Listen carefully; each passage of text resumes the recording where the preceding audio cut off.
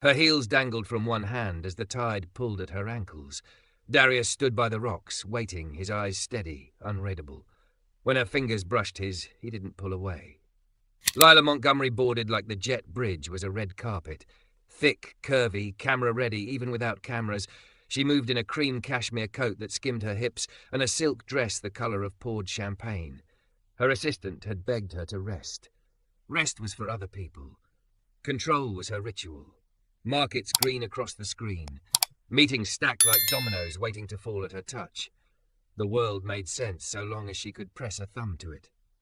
First class smelled like citrus and money. A senator practiced his smile in a black mirror. Some tech prince did the aloof thing nobody believes. Lila slid into 2A and declined champagne with a glance sharp enough to file a patent. Her reflection in the window was a woman who never flinched. She adjusted her necklace and typed 3 furious emails that would become 5 new projects before the nose wheel left the ground. 8 rows back, Darius Cole watched her without staring. Tall and quiet in an unremarkable jacket, he wore presence like a low, steady hum. The badge rested where it belonged, hidden, close, forgettable until the second it wasn't. Air Marshal work was 99% listening to the rhythm of a cabin and 1% being that rhythm when everyone else lost theirs. The Billionaire in 2A? She looked like a metronome. Pushback. A gentle turn. The engines rose. Lila's phone showed green headlines that soothed like a soft hand. The plane lifted, and, nothing dramatic, dropped just enough for the water in her glass to kiss the rim. A laugh slipped out of her but came thin, the sound of a smile wearing heels too high. Just a bump, the flight attendant chirped from the galley. We'll be above it soon. Lila nodded too quickly. Her left hand found the armrest as if it had been waiting there. Another tremor, a shiver through aluminum bones, nothing the pilots would remember. Her pulse did. It tapped the base of her throat, then her temples, then everywhere at once. She rolled her shoulders back, the way you do in boardrooms when blood is loud. Air thinned, or maybe her body made the idea of air complicated. "Water, ma'am?" the attendant asked, kneeling into her line of sight. "I'm fine," Lila said. It should have come crisp. It came papery. Darius felt the cabin shift, the micro-tension that spreads seat to seat when one person's breathing turns contagious. He stood, a smooth, permissionless movement that drew no eyes. Row 2. Kneel. He positioned himself so only she could really see him. "Look at me," he said, voice even as level flight. Her eyes cut from the window, from the numbers pinned to a screensaver she couldn't quite read, to his face. Brown eyes, steady, a jaw that had met worse days and won, the kind of calm that didn't perform. "I'm fine," she tried again, softer now because the sentence was heavy. "You're having a panic surge," he said, soft enough to be private. "It's your body trying to keep you safe with the wrong settings. Match me. In for 3. Out for 3. Her pride tried to argue. Her lungs did not. She pressed a manicured hand flat to the silk at her sternum and felt the tinny metronome of a heart that had never asked permission. In, 2, 3. Out, 2, 3. It was ugly at first, breath snagging like thread on a nail. He didn't flinch. In, 2, 3. Out, 2, 3. The cabin hum lowered, like someone turned down the fluorescent glare of sound. Her peripheral vision widened. The ring in her ears loosened its choke. She hated that she noticed his cologne, warm cedar, faint soap, because noticing meant her senses were returning to her. Another ripple through the fuselage. The senator gripped his armrest as if cameras were watching. Lila's hand tightened, then loosened, not because she was brave, but because the stranger's tempo made her body remember how. "Good," he said, barely more than breath. "Your brain is loud. Let mine drown it out. Again." "Who are you?" she whispered, surprised her voice existed. "Right now, a pace." He tilted his chin. "In, 2, 3. Out, 2, 3. The man across the aisle muttered something, rich people and drama. Lila's chin lifted, reflex aiming for a cutting line.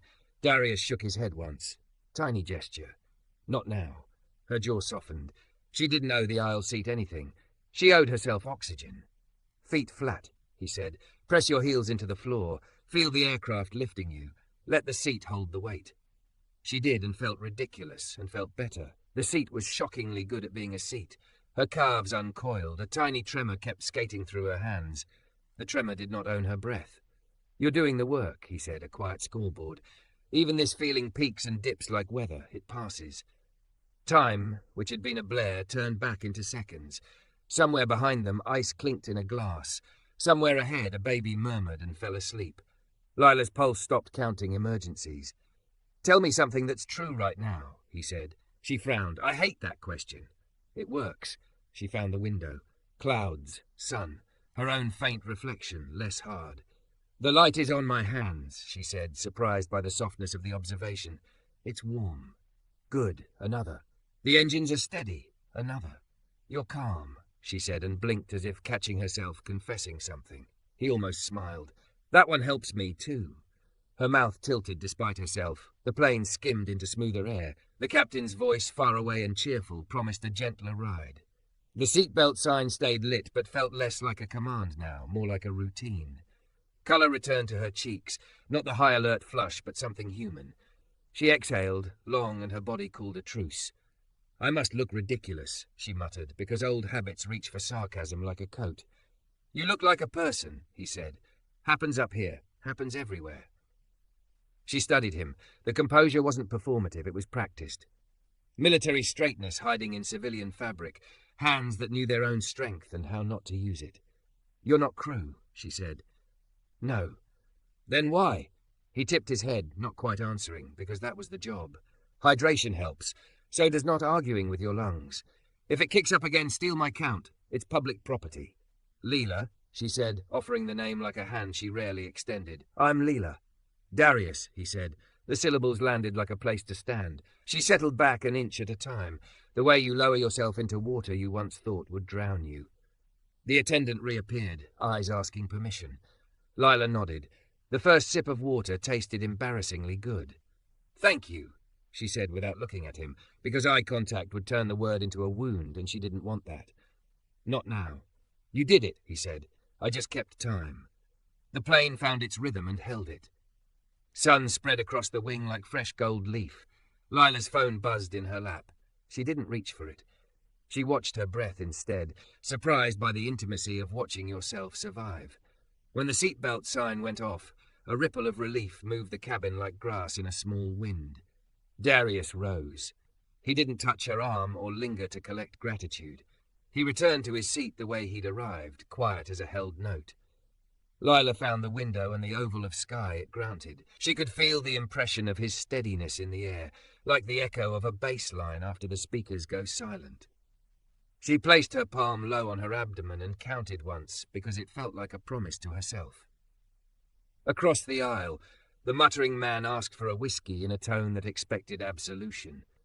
Lila didn't look at him. She closed her eyes and felt the way the aircraft lifted in a breath-slow rise, the way the seat cradled weight she'd never allowed to be heavy. The captain announced their descent. The cabin transformed into the small town it always became, zippers, tray tables, a chorus of lives resuming.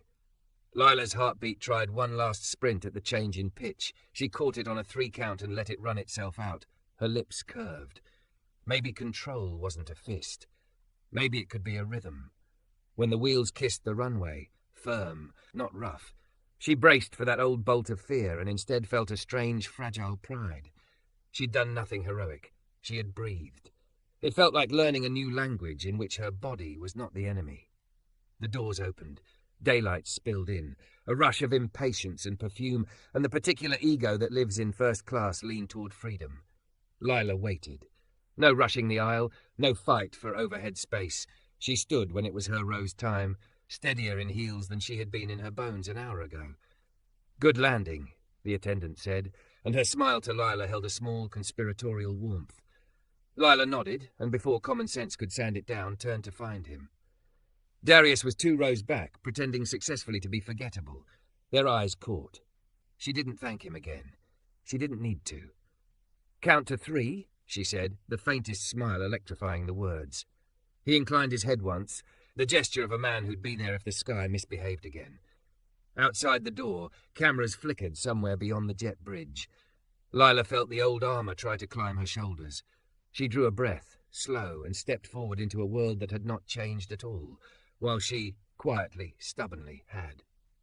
Flashes hit her like hail the second the door cracked open. Voices collided in the jet bridge. "Lila, over here! Is it true you, Montgomery? Look up!" She felt the old armour climb her shoulders, the one built from headlines and contracts, but the pulse at her throat stuttered anyway. She reached for that quiet 3 count she'd stolen mid-air. In, 2, 3, out, 2, 3. A body stepped between her and the cameras. Not a wall. Walls are cold. He was heat and gravity and a single word spoken low. Back it up. The press recoiled on instinct, as if something larger than a man had told them where the line was. Lila's hand, traitorous, found the back of his jacket for 1 second. She didn't need protection. She let go. Security arrived. The air thinned to something almost breathable. She angled her face toward neutral and started forward. "You didn't have to do that," she said, not quite meeting his eyes. "Yeah, I did." Darius didn't look at her either. He was scanning the crowd, that quiet shift of attention that says he's counting exits and human temperatures. She cleared her throat. "There's a gala tomorrow night," she said, hearing her voice climb into that effortless register she used for donors and magazine profiles. "A fundraiser for the Legacy Initiative. Come as my guest. A proper thank you." His gaze cut to hers then. Steady, absolutely unimpressed. "A party as a first aid kit?" "A gentleman and a skeptic," she said, smiling like she could make the moment lighter. "Say you'll think about it." He didn't promise. He didn't refuse. He moved aside so she could pass, and the jet bridge swallowed them in 2 different directions. The ballroom glowed like wealth had decided to be a chandelier. Marble stairs learned her name under her heels. Cameras practiced obedience around her cheekbones. Lila wore midnight blue that clung like a vow she intended to keep to no one. Her mother's friends orbited, all perfume and strategy. He came late. Of course he did. Darius in a clean navy suit that made other men look like they were trying. No bow tie, no gleam, no interest in being seen.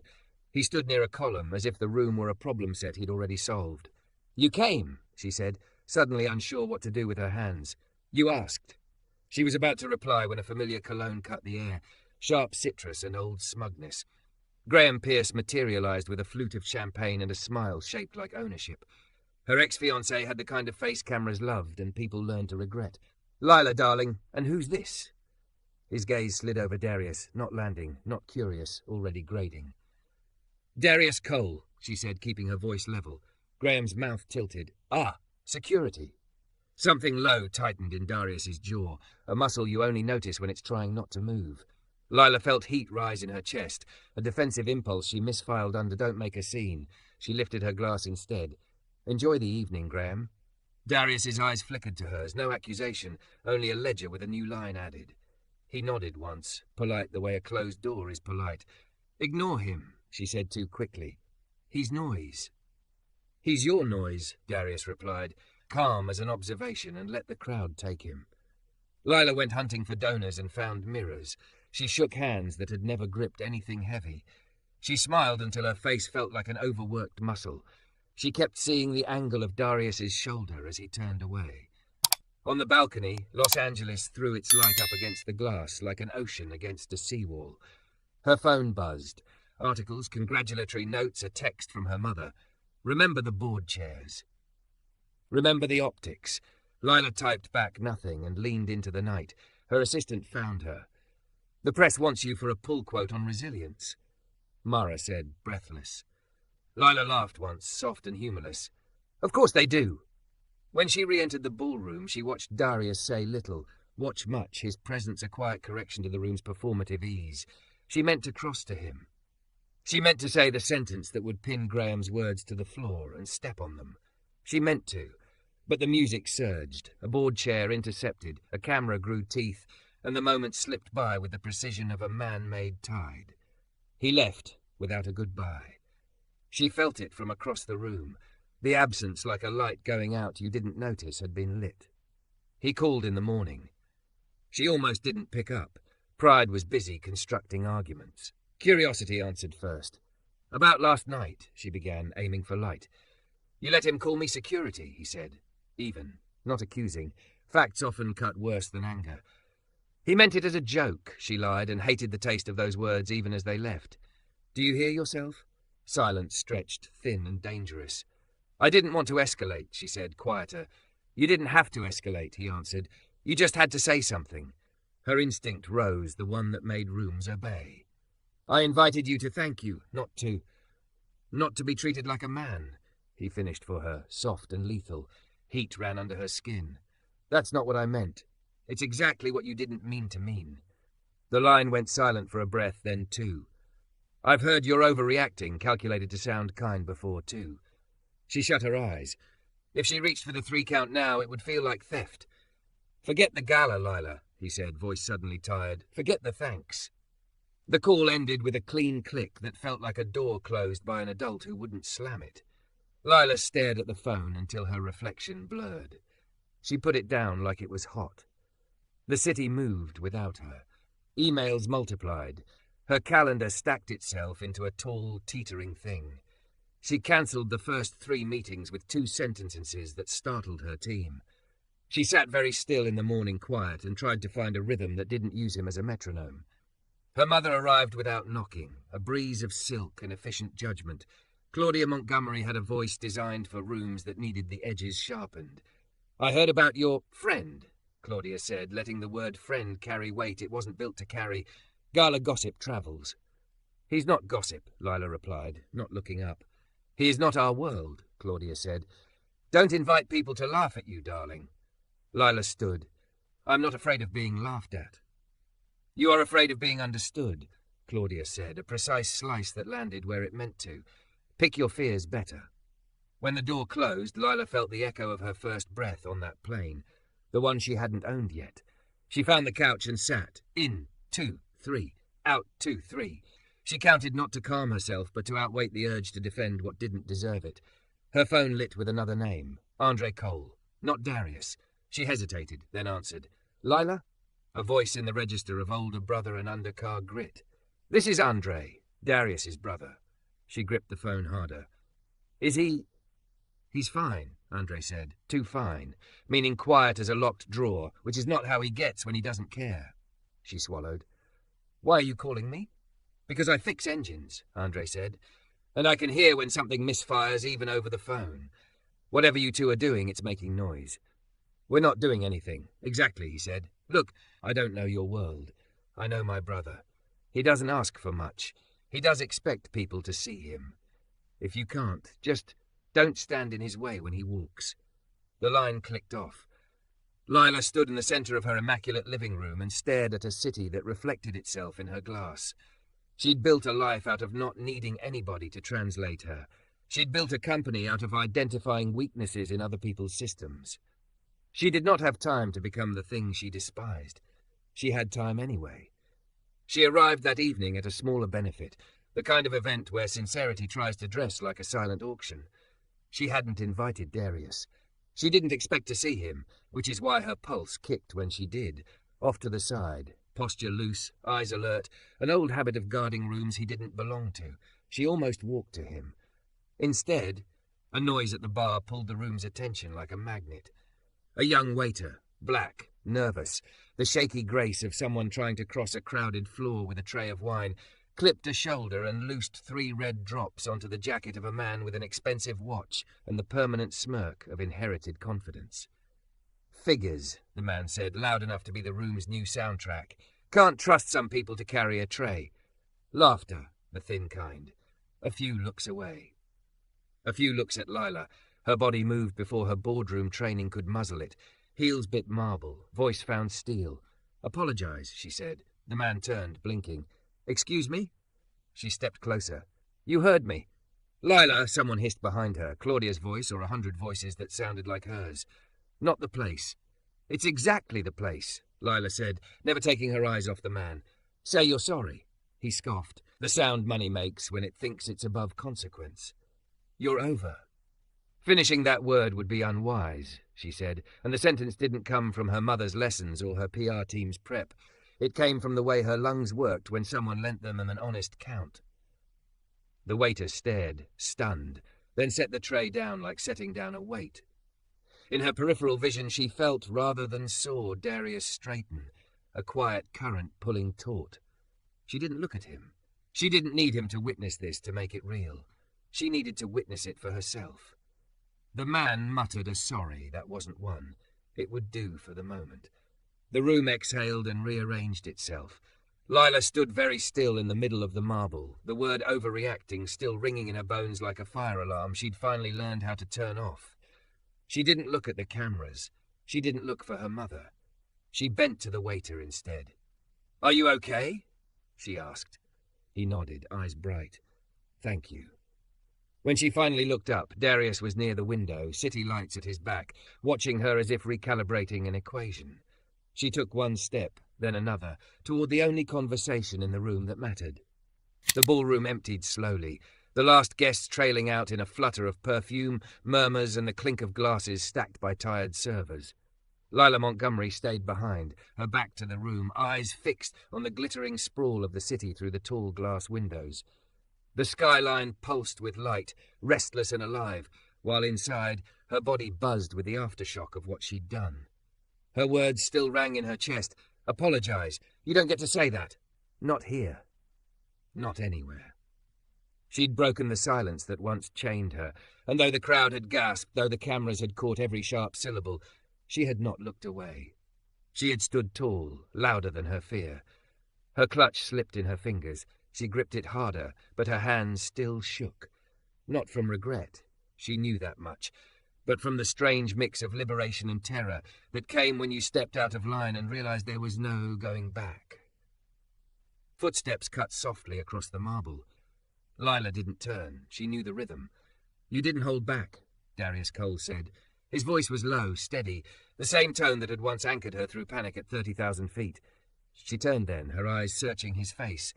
He was watching her the way he always did, quietly, fully, no performance. "I should have said something sooner," she admitted. "At the Gala, when Graham dismissed you like you were invisible, I froze." Her throat tightened, shame threading her words. "I thought silence would keep the peace, that not reacting was strength. But I see it now. Silence only protects the ones doing the harm." Her confession trembled between them. She had faced senators and CEOs without blinking. But this was harder. Darius tilted his head, his eyes sharp but not cruel. "And now?" Her jaw flexed. She stepped closer, voice quiet but resolute. "Now I don't want to be that person anymore. I don't want to be someone who lets cruelty pass unchecked just because it's easier." For a moment, the world narrowed to his silence. The hum of the city pressed at the glass, but inside, all that existed was the weight of his gaze and the steady, unreadable calm of his breath. "Then don't be," he said simply.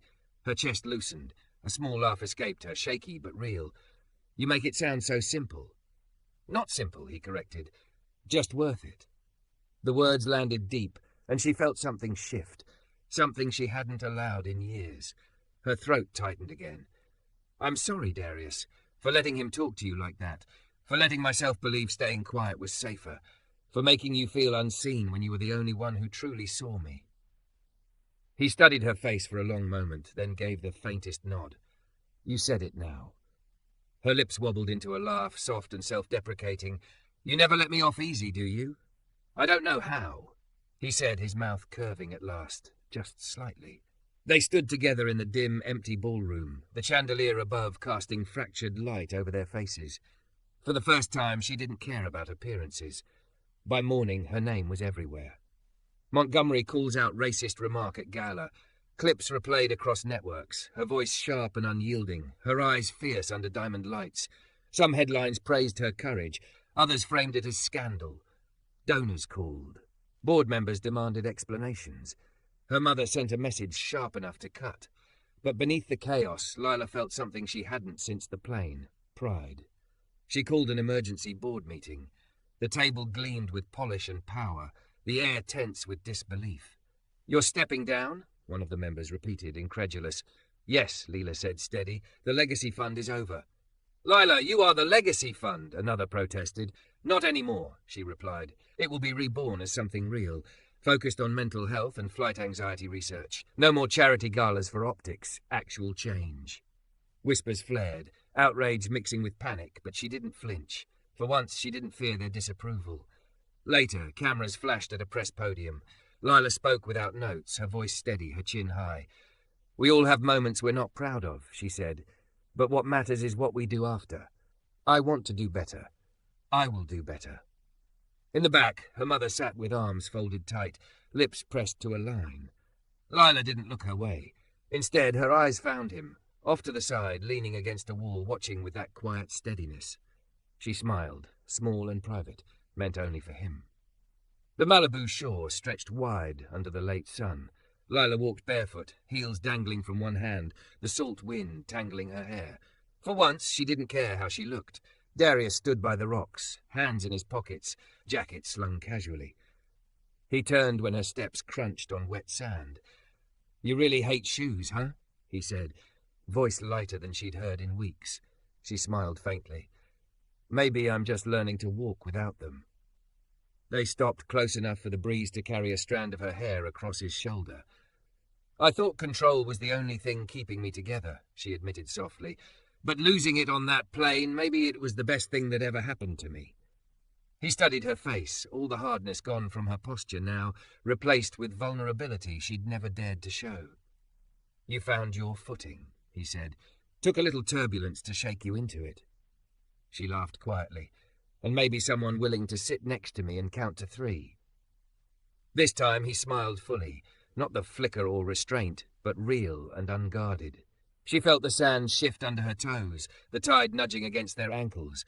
Her hand brushed his lightly, testing, waiting. He didn't pull away. It wasn't perfect. It was better. For once she wasn't standing alone against the storm. They tried quiet for a week. No galas, no cameras, no boardrooms. Just daylight through windows, eggs on a chipped plate at a diner where no one cared who signed checks the size of counties. Darius teased her for picking the corner booth like it was a tactical position. Lila teased him for cutting his pancakes into exact even squares. He told her it was a military thing. She told him she didn't mind the discipline when it made him this gentle. When his hand brushed hers to pass the syrup, a current went through her. Not fireworks. She'd had those and learned they burned out. This was something steadier, a hum she could breathe to. "I don't know how to be ordinary," she said, surprising herself. He smiled into his coffee. "Good. Ordinary's overrated. Try honest." She lifted her cup. "To honest." He clinked it with his own, and for an hour they rehearsed a life with no audience. The audience found them anyway. On the third morning, a picture spilled across her screen before she was fully awake. A blurry shot from the jet bridge, Darius stepping between her and lenses. Headline: Billionaire Beauty in the Sky Marshal. The article did not know the term was Air Marshal. It did know how to twist. It invented a backstory and a rulebook and violations that made good copy. Her phone lit like a runway. PR, legal, a board member, her mother. Then an unknown number. She knew before she answered. "Cole," he said. "You saw?" she asked. "Command called me in," he said, voice stripped of anything but professionalism. "Administrative leave while they review whether I compromised cover." Her heart dropped like the first bad bump. "You didn't." "I know," he said. "Sometimes knowing isn't the point." "I'm coming with you." "You're not," he said, softer now. "It's a federal building, not a movie, and you showing up makes it look worse." Her mouth opened. Pride collided with fear. "This is my fault." "No," he said. "This is gravity. It pulls on anything that stands up." He hung up before she could say she didn't know how to stand down. She dressed without thinking, pulling on black like it might turn her invisible. The elevator felt too slow. The city felt too loud. She drove to Andre's shop because she didn't know where else to put her hands. He was under a car, boots sticking out, grease on everything that could hold it. He rolled out when he heard her voice and squinted against the light. "Figured you'd come," he said, wiping his hands on a rag that didn't try very hard. "Darius is—" "On a bench," Andre said, answering questions from people who already circled the answers they want. "I did this," she said. He shook his head. "He did this when he took that job, and again when he helped you breathe. Don't give yourself all the credit." She sank onto an overturned milk crate. The concrete smelled like oil and old rain. "If they ask me for a statement, I'll tell them." "You'll tell them he didn't flash a badge, didn't take a drink, didn't break a rule he could control," Andre said. "And you'll tell them your body tried to fly without your consent and he helped you land. Which is the job, far as any decent person reads it." She swallowed. "What if they want me to stay quiet?" Andre looked at her the way Darius did when words were critical equipment. "Then you'll decide if quiet is who you are now." Her mother was waiting when she got back. Claudia had a talent for appearing where pain would hit hardest. "Damage control," Claudia said, setting a folder on the counter like a scalpel. "We release a statement clarifying that Mr. Cole was a professional presence and no personal entanglement exists." Lila stared. "A lie." "A strategy," Claudia corrected. "Your new foundation cannot be born under this shadow. We buy the next news cycle and pivot." Lila laughed once, the sound of glass deciding not to break. "I'm not pivoting away from the truth." Claudia's face softened just enough to register disappointment. "Darling, you are in a storm. Tie yourself to the mast. Do not leap into the water because it feels brave." "I'm not leaping," Lila said. "I'm choosing where I stand." Claudia left her with the folder like a threat dressed as help. By evening she had a direct number for the review office. She didn't ask how. Money had ways of finding doors. This time she knocked like everyone else. "I'd like to offer a statement," she told the woman who answered. "Miss Montgomery, we're not soliciting outside testimony at this time." "Then consider this unsolicited," Lila said, and surprised herself when the woman said, after a pause, "Send it."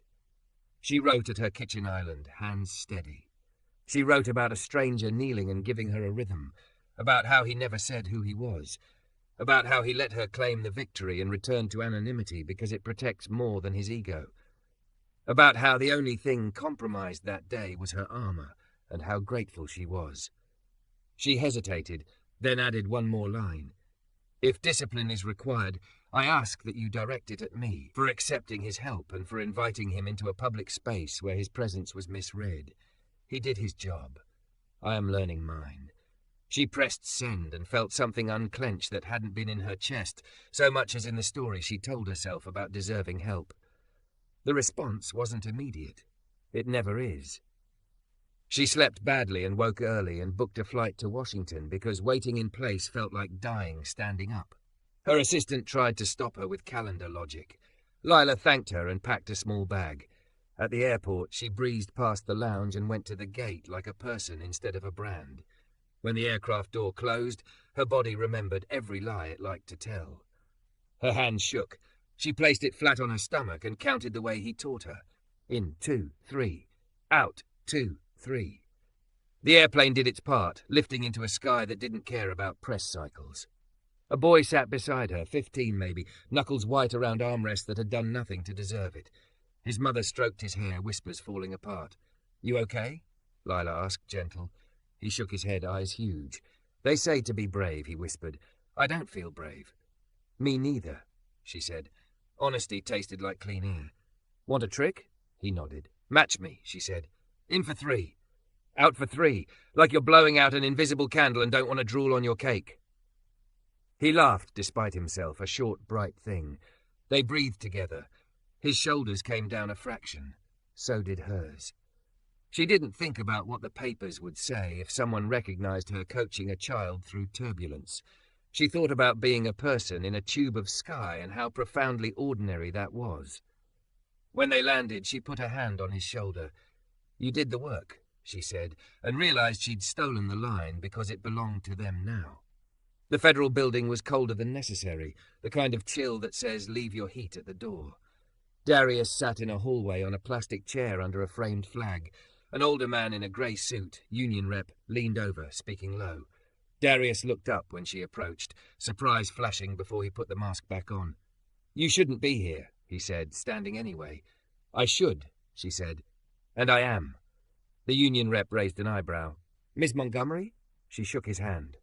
"I sent a statement." "We read it," he said. "It helps." They called Darius in. She stayed in the hall with the plastic chairs and the flag and the clock that ticked too loudly. She did not pace, she breathed. She watched people walk past in uniforms that made strangers assume things and thought about the cost of quiet. When he emerged, his face gave nothing. The reps gave a little. "They're reviewing," the man said. "No decision today." "What did they ask?" Lila said. "Whether I identified myself," Darius said. "I said no. Whether I used physical contact. I said no. Whether I accepted gifts. I said I attended a public event as a guest and left early. Whether my judgment was compromised." His mouth tugged. "I said my judgment saved a life that wasn't physically dying." The rep clapped his shoulder. "We'll hear in 48. Outside, the sun felt like an apology the building refused to make. Reporters had gathered because scent is stronger than sight for some animals. Microphones tilted like sunflowers. Lila's stomach flipped. Her lungs did not. "Miss Montgomery, is it romance?" "Mr. Cole, did you breach protocol? What do you say to donors calling this a liability?" She glanced at Darius. He shook his head. Don't feed it. She wasn't going to. She took his hand instead, not for cameras, but because she wanted to. The noise dimmed around the edges. His phone buzzed. He glanced down and his eyes changed shape. "Emergency assignment," he said. "They're short on a westbound leg." "You're cleared?" she asked, hope tripping over worry. "Temporarily," he said. "They need bodies in seats and calm on planes." He squeezed her hand and then let go because duty is always stronger than fingers. He took 2 steps back, 3, the distance filling with everything they hadn't said. "Darius," she called, and the name sounded like a heartbeat. He stopped. She could say not to go. She could say be careful. She could say I think the hum in my chest is your name. She settled on the only thing that didn't feel like putting him in a smaller room than the sky. "Land safe," she said. He nodded once, the exact count of all the breaths they'd share if the world were kind. Then he disappeared into the building again, swallowed by corridors that returned people different than when they entered. She turned toward the airport without thinking. The departures board blinked in different destinations. She picked the one that matched his sky and bought a seat that didn't need her name to be powerful. In 2, 3. Out 2, 3. She smiled at the absurdity of it, following a man across air like a pilgrim with a boarding pass. Not because she couldn't be without him, because she didn't want to be. Somewhere over the country, 2 planes would cross the same patch of blue minutes apart. She pictured it like a promise written high enough that weather couldn't smudge it. When the seatbelt sign chimed after takeoff, a reflex tugged at her ribs. She put her palm flat to her stomach and whispered, not to the cabin, not to the clouds, but to the rhythm he'd taught her to trust. 1, 2, 3. The ocean gave them a morning so clean it felt like forgiveness. Sky rinsed blue, foam lacing the shoreline, gulls arguing about fish as if the world were simple. Lila Montgomery stood ankle-deep in the water, pants rolled, hair wound in a loose knot that would never pass her mother's inspection. She'd come without heels, without armor, with only the truth sitting warm and heavy in her palms like a stone she finally knew where to place. Darius Cole walked toward her from the shoulder of the beach, head bare, jacket in his hand. He moved like a man with miles inside him and none on display. When he reached her, neither of them spoke right away. The ocean was doing enough talking for both. "They reinstated me," he said, eyes searching hers as if a verdict could be read there too. She nodded. "I heard. You did more than hear. I did what I had to." She lifted a shoulder, the smallest shrug, because if she said more, she might say everything and drown in it. They walked. Sand squeaked underfoot. Far out, a surfer misread a wave and tumbled. He surfaced grinning, humbled and happy to breathe again. It felt on theme. "I started the paperwork," Darius said after a minute. "Rotation to training, less sky, more classrooms. They want me teaching de-escalation protocols to new agents." A small, bright gladness opened in her chest. "They should want that. You're good at making panic back down." His mouth tugged. "It's not about beating panic. It's about walking it to the door and letting it leave on its own feet." They stopped near a spill of rocks where the water curled and sighed. She watched a tide pool blink with tiny lives. Snails, darting fish, a star clinging to stone like faith. "Is it what you want?" she asked. "It is and it isn't," he said. "I love the cabin. I love reading a room at 30,000 feet and finding the one heartbeat that needs a count to borrow. But I'm tired of being a ghost in my own life. Training is daylight, faces I can know. And nights without emergency assignments," she said gently. "Some," he allowed. Fewer doors swallowed by grey carpet. They stood like that, plans and maybes hovering between them like gulls that might land if invited. Then his phone buzzed and the world reminded them it wasn't finished. He glanced down, his eyes sharpened. "Dispatch. Unruly passenger on flight 271 westbound. They're asking any available agent to meet at the gate." "I'm closest." "Go," she said, pulse kicking. "I'll come to the terminal." "Lila, I won't get in the way," she said, a wry smile finding her. "I'll breathe and text your brother threats if you're late." He laughed, brief and real, and kissed her forehead with a steadiness that reset every clock inside her. Then he turned and ran, sand flinging from his shoes, jacket tucked under his arm like a dark flag. She grabbed her bag, called a car, and told the driver the airline, the gate, the fastest route that didn't make them criminals. At the terminal, the usual choreography, security lines, announcements, the perfume of pretzels, blurred into a single problem. Gate 34C, a knot of people pressed toward glass, whispers sharpening into edges. A teenage girl sat near the window with her mother, knees hugged to her chest, eyes gone lunar. Her breath rushed in thin, fast pulls. The crowd's hum pressed against her like weather. Lila's body remembered every bad sky it had ever invented. She crouched, palms up and empty, a stranger asking permission. "Hey," she said softly. "I'm Lila. What's your name?" The girl blinked. "Maya." "Hi, Maya. Big day, huh?" Lila tipped her head toward the plane. "First time?" Maya nodded, jaw shaking. "Okay." Lila touched her own sternum, 2 fingers gentle. "Here's the unfair thing no one tells you. Your brain loves you so much it hits alarms even when the building isn't on fire. Sometimes we have to take the batteries out for a minute," she smiled. "Want to borrow my trick?" Maya's eyes flickered to her mother, who nodded, relief and fear braided tight. "Match me," Lila said. "In, 2-3, out, 2-3, like you're blowing a dandelion, slow, so it lasts." They breathed, not in unison at first, then closer. Lila kept her voice low, her cadence honest. The edges of the crowd blurred. The mother's hand settled on Maya's shoulder. The girl's knees loosened their lock. A security officer approached. "Ma'am, we're asking people to clear the area." "We're moving," Lila said calmly, still counting. "She's okay." And Maya was still scared, yes, but not drowning. Panic had been escorted to the door and asked, not forced, to leave. A ripple went through the gate. Darius had arrived. He didn't stride. He absorbed the scene the way he always did. Breath first, assessment second, action third. A man near the boarding lane, 40, red-faced, arms wide with entitled anger, was shouting about conspiracies and personal liberties as if physics were optional. 2 gate agents looked as if they'd aged a year in 15 minutes. Darius moved to the man's 3/4 angle, not head-on, not cowering. "Sir," he said, voice level enough to level the room, "you're not boarding today." "The hell I'm not," the man spat. "I paid." "You'll be fully refunded," Darius said. "You're not flying while you're this escalated." Escalated. The word became a weapon in the man's mouth. "Angry," Darius translated. "Loud, not in control. Planes are for people in control. You can be that tomorrow." The man stepped forward, the kind of step meant to claim ground. Darius took no step at all and somehow claimed more. "Back up," he said softly. The softness carried. The man's weight shifted toward thought rather than fight. "You're making me the problem," he said, a kid hiding in his tone. "Your behavior is the problem," Darius said. "You can change that, or you can leave."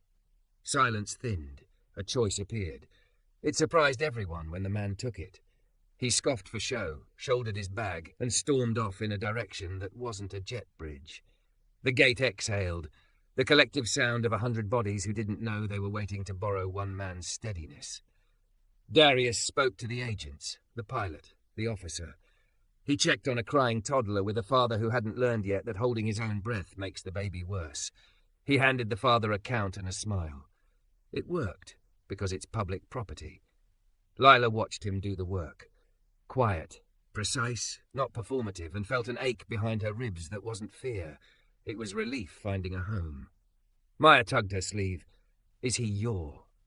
"Maybe," Lila said, and didn't add a single defensive edge to it. When the commotion thinned, Darius spotted her.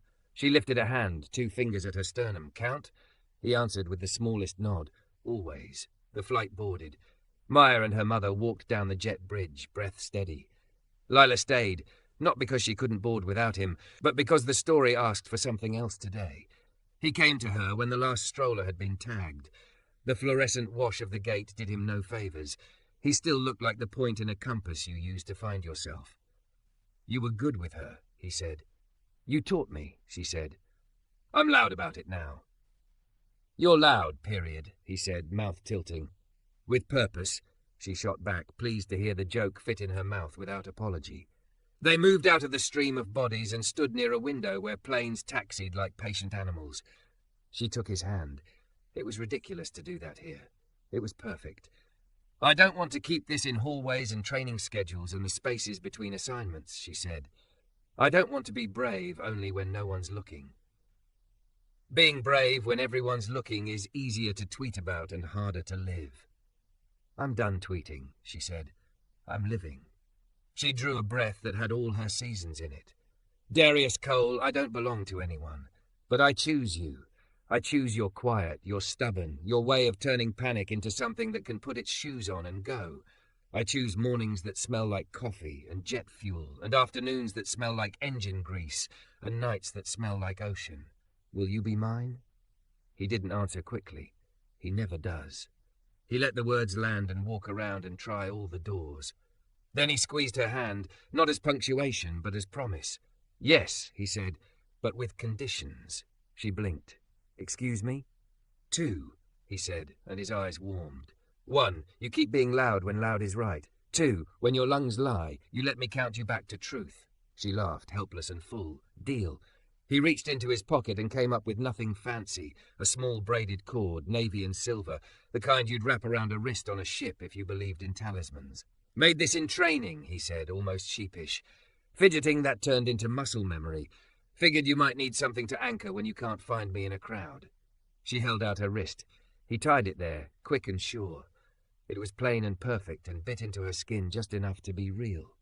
"Montgomery," a voice cut across the concourse. Claudia, immaculate even under airport lights, walking like she owned runway 2. A word. Lila didn't flinch. She turned, Darius's hand still in hers. "Mother." Claudia took in their fingers, their faces the cord against her daughter's skin. A storm gathered.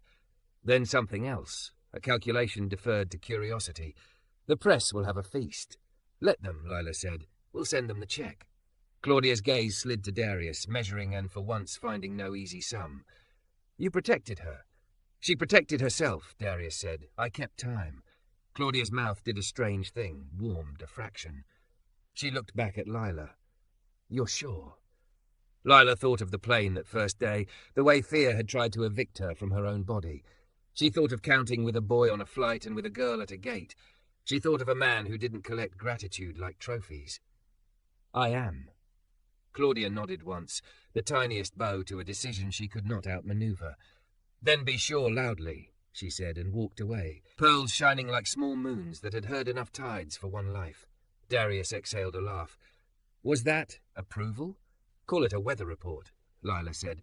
"Clear enough to fly." His phone buzzed again. "They want me on 271 after all. Back up." "Go," she said, even as her fingers tightened. "I'll meet you on the other end." "In 2-3?" he teased. "Always." He leaned in and kissed her, not like a movie ending, but like a beginning. The kind you build with grocery lists and shared keys and arguments that end in better versions of yourselves. When he broke away, his forehead rested against hers, and she could have stayed like that forever if time were kinder. "Land safe," she whispered. He grinned. "You too." And then he was gone, swallowed by the jet bridge, by the work that made him the shape of calm in a world allergic to it. Lila stood at the window as the plane pushed back. An agent waved bright batons. Engines whirred into their serious hum. The jet rolled, turned, paused, and then roared its way into the blue. She lifted her wrist, felt the braided cord bite, and smiled. Around her, the terminal surged with lives in transit, hellos and goodbyes, crying babies, yawning businessmen, reunions that hurt to watch. She wasn't above it anymore. She was in it, embarrassingly, beautifully human. Her phone chimed. A message from the Foundation's new director. "We've got our first clinic site in Inglewood. Ribbon cutting next month. You speaking?" She typed back, "Yes. And I'm bringing a count the whole city can borrow." She bought a ticket to the city at the other end of his sky. She sat at the gate, breathed like a person who had learned the difference between control and strength, and let the announcements wash over her. When her boarding group was called, she stood, pressed 2 fingers to her sternum, and smiled at the private ridiculousness of loving a man who had taught her to measure a life in 3 honest beats. In, 3, out, 2, 3, and forward.